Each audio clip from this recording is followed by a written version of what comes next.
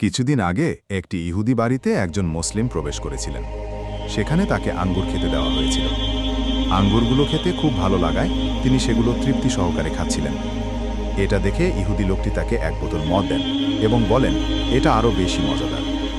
মদের বোতলটি দেখে মুসলিম লোকটি বলে ওঠেন, আস্তাগফিরুল্লাহ, এটা তো আমার জন্য হারাম। এ কথা শুনে ইহুদি লোকটি বিস্মিত হয়ে বলেন, আপনি যে আঙ্গুর খাচ্ছেন তা থেকেই তো মদ তৈরি হয়। মুসলিম লোকটি তখন বলেন, হ্যাঁ, মদ তৈরি হয় ঠিকই, কিন্তু মুসলিমদের জন্য আল্লাহ এটাকে হারাম করেছেন। আঙ্গুর খাবার কারণে কেউ দায়ী হয় না, কিন্তু মদ খেলে দায়ী হতে হয়। মুসলিম লোকটি হেসে বলেন, এতে অবাক হবার কিছু নেই।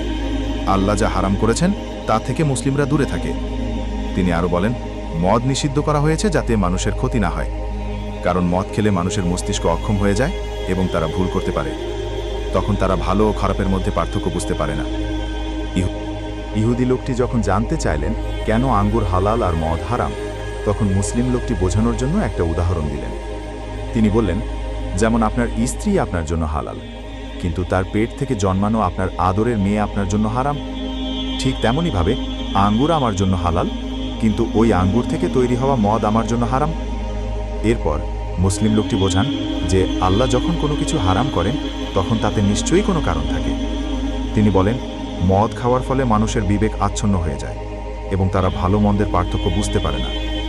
এর ভিডিওটা যদি ভালো লেগে থাকে তাহলে অবশ্যই আমার ইউটিউব চ্যানেল সাবস্ক্রাইব করুন, ফেসবুক আইডিতে ফলো দিন আর টিকটকে লাইক কমেন্ট করে পাশে থাকুন।